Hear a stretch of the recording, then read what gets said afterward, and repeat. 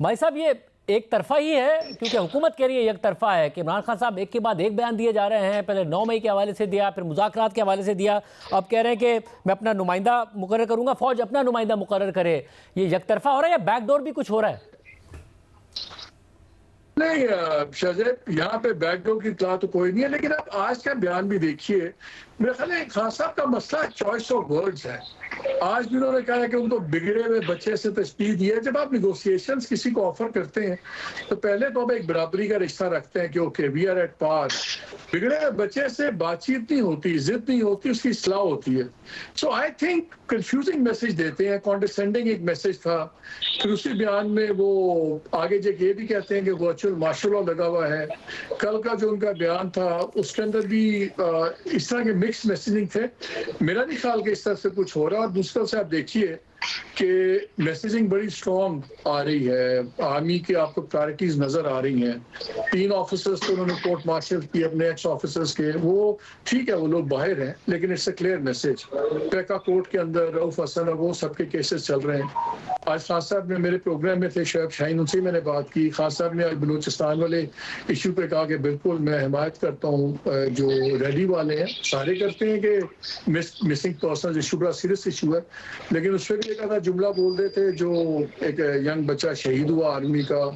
I think balancing नहीं कर रहे। मैसेजिंग तो वो कर रहे हैं, लेकिन उससे भी फ्रॉम अ कॉन्डिसेंडिंग पोजीशन कर रहे हैं। मेरा नहीं ख्याल कि उनको कोई डिजायर्ड रिस्पांस आएगी जो वो चाह रहे हैं। मगर भाई साहब फिर वो क्या करें, ऐसा इमरान खान साहब क्या करें?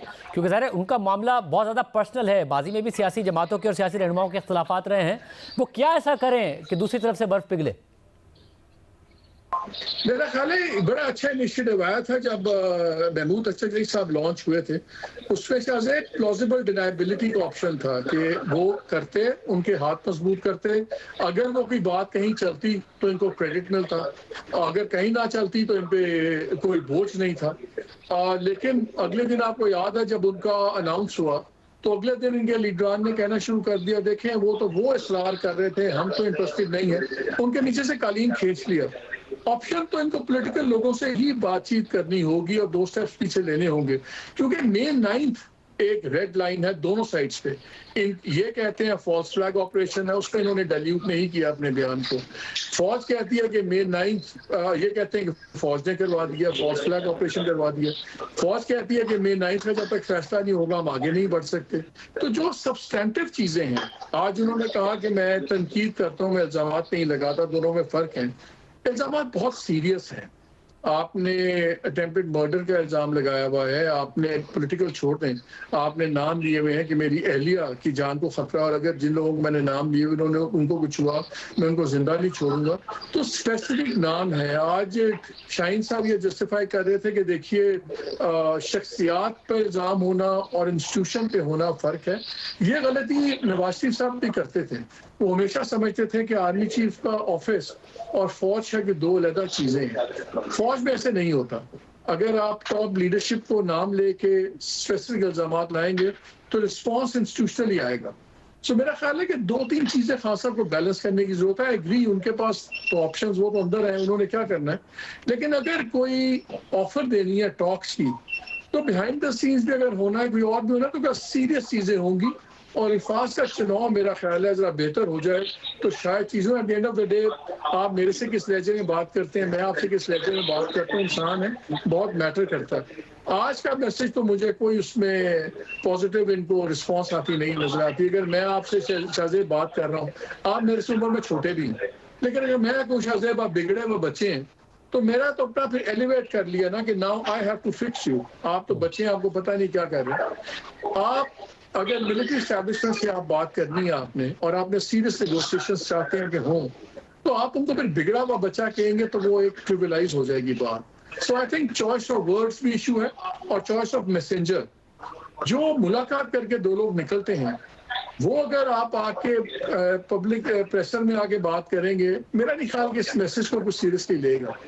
ये मैसेजिंग का तरीका भी और है, बातचीत का तरीका भी और है। सो आई थिंक मुझे तो ये अभी तक फ्रैंकली नॉन स्टार्टर लग रहा है, बिकॉज मुझे दूसरी साइड से भी किसी भी रवैये में तब्दीली नजर नहीं आ रही। मुनीब, आप बताइएगा, अंदर की बहुत खबरें आप सामने लाते रहे, कितना वहाँ पर नाराज़ी है ये बात सामने लाते रहे, आर्मी चीफ की तैनाती से लेकर जो दीगर मामलात हुए। नाउ क्या वाकई कोई ना कोई ऐसा वहाँ पर कोई नरमी पाई जाती है, या मालिक साहब जो कह रहे हैं कि एक तो मैसेजिंग ही इमरान खान साहब ठीक नहीं कर रहे कि जिसकी कोई इफेक्टिवनेस हो?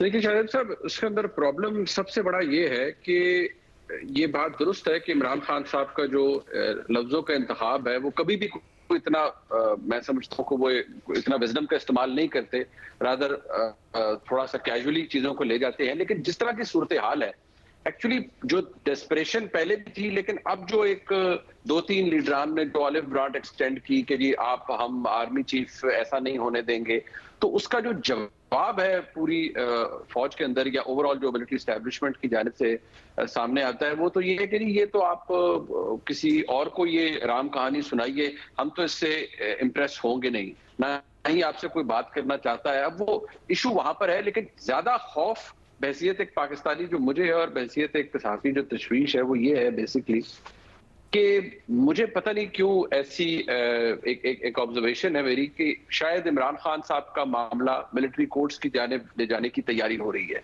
और ये एक बड़ी प्रॉब्लमैटिक चीज है। इसके कुछ इशारे इधर उधर से मैं इकट्ठे कर पाया हूँ। आई रियली होप कि ऐसा ना हो, लेकिन क्योंकि ऐसा हुआ तो एक बड़ा डेंजरस प्रेसिडेंट सेट होगा। और मुझे लगता है कि इमरान खान साहब की या पाकिस्तान तहरीक इंसाफ की जो इस वक्त एक सेंस ऑफ अर्जेंसी है उनके अंदर इस वक्त कि जी गुफ्तगू हो जाए, बात हो जाए, नुमाइंदा मुकर्रर करें, तो नुमाइंदा वगैरह तो कोई मुकर्रर नहीं होगा, बैकडोर को बात होगी नहीं, नरमी की कोई गुंजाइश है नहीं। 9 मई को जब तक आप कहते रहेंगे कि वो फॉल्स फ्लैग है, तो फिर आप तो स्क्वायर 1 पे ही बैठे रहेंगे, उससे आगे तो जा नहीं सकते। बदकिस्मती से तहरीक इंसाफ को बहसियत जमात 2-3 कदम नहीं, एटलीस्ट 100 कदम पीछे हटना पड़ेगा, जबकि मिलिट्री या फौज अपनी पोजीशन से 1 इंच भी पीछे हटने को तैयार नहीं है। तारीखी तौर पर मालिक साहब हमारे सीनियर हैं, वो जानते हैं हमारे मुल्क की तारीख कैसी रही है, लेकिन जो अब तारीख रकम हो रही है वो न सिर्फ बदनुमा है बल्कि बड़ी तशवीशनाक भी है। ये जो बात मैंने आपसे कुछ देर पहले की है, मुझे डर है कि खुदा न खास्ता अगर ये काम हुआ, क्योंकि शायद ये सेंस पाई जाती है कि अदालतों में प्रोसिक्यूशन नहीं हो रही, तो मेरा तो इस्तदलाल ये है कि प्रोसिक्यूशन इसलिए भी नहीं हो पा रही कि शायद मुकम्मल है या ना मुकम्मल नहीं है, ना मुकम्मल है, और आप आंखें बंद करके तो लोगों को सजाएं नहीं दे सकते।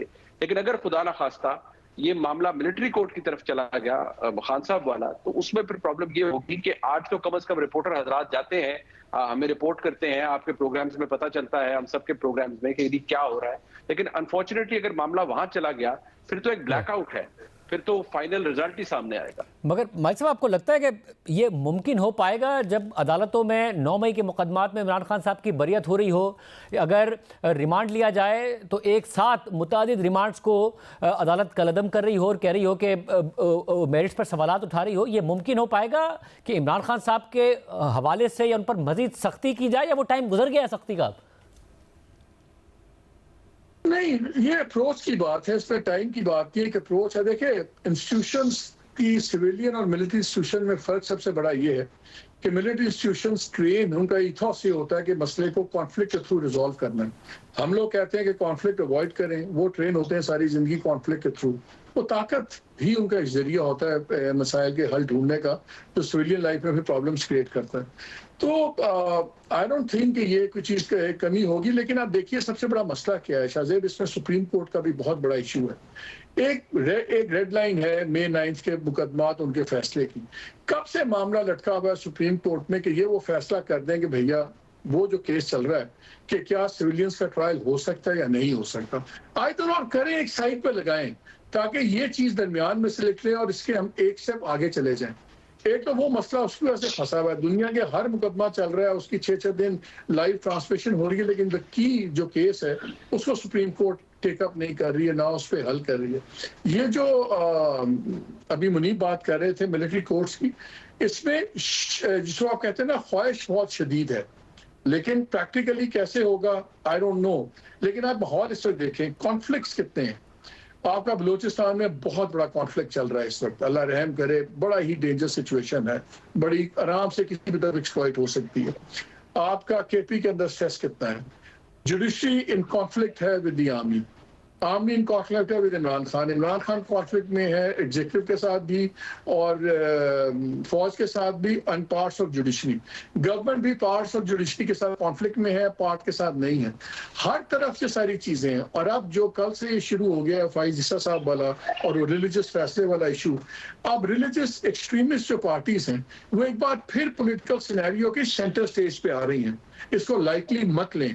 ये जो इशू अब बन रहा है टीएलपी का, और जो आज भी उलमा की प्रेस कॉन्फ्रेंस हो रही है, सब कुछ, ये एक बड़ा खौफनाक एक और एक्सप्लोसिव मिक्सचर आ रहा है तमाम सूरत हाल में। ये बड़ी जल्दी बड़े फैसले करने होंगे और इसमें मेरा ख्याल है सबसे जो मोस्ट रेलेवेंट लोग हैं वो दो लोग हैं, एक इमरान खान साहब हैं और एक आर्मी चीफ हैं। इस वक्त position of power, administrative executive power समझ लें या जो हालात की पावर है, वो आपके जिधर है वो आपको भी पता है। जब आप क्लेम करते हैं कि हम सबसे बड़ी पार्टी हैं, तो आपके पास दो तरीके हैं अपने प्रेशर एग्जर्ट करने का या ताकत दिखाने का।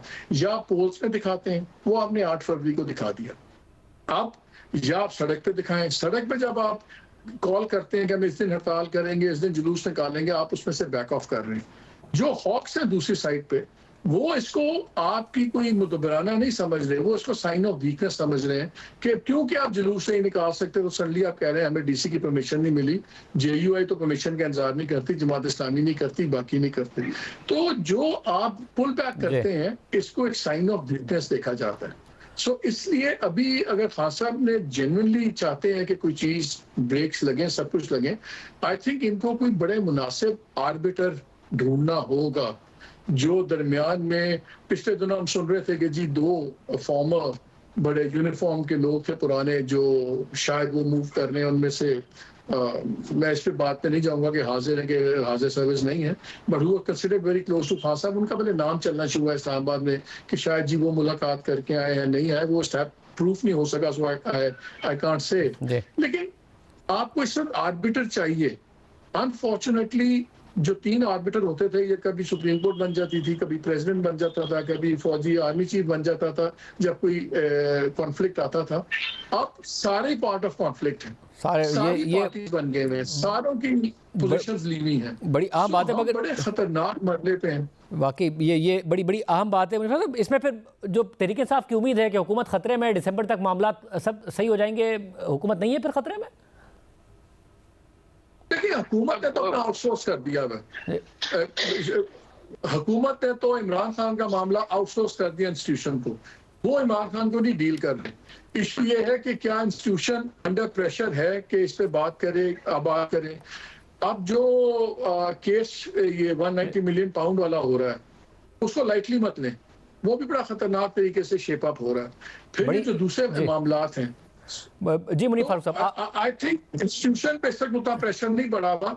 शायद अगर खान साहब पॉलिटिकल पार्टी से बात करनी शुरू कर दें और एक पॉलिटिकल, कम से कम पॉलिटिकल जो कहते हैं ना लाइनिंग द डक्स इन अ रो, अगर कम से कम पॉलिटिकल साइड पे अपनी डक्स इन अ रो लाइन कर लें तो शायद प्रेशर पड़े इंस्टीट्यूशन पे। वरना या तो सड़क गर्म करें, सड़क गर्म करने की इसकी कैपेसिटी नहीं हमें नजर आ रही। तो अगर सड़क गर्म नहीं होनी और अगर आपके पास वो नेगेटिव पावर नहीं है टू थ्रेटन मी, तो मैं क्यों बात करूंगा आपसे। मुनीर फारूक साहब जी, देखिए शाहजेब साहब, इशू ये है कि हुकूमत तो ये ऐसे जाएगी नहीं। हुकूमत तो जाएगी जब एस्टेब्लिशमेंट इस हुकूमत से हाथ उठा लेगी।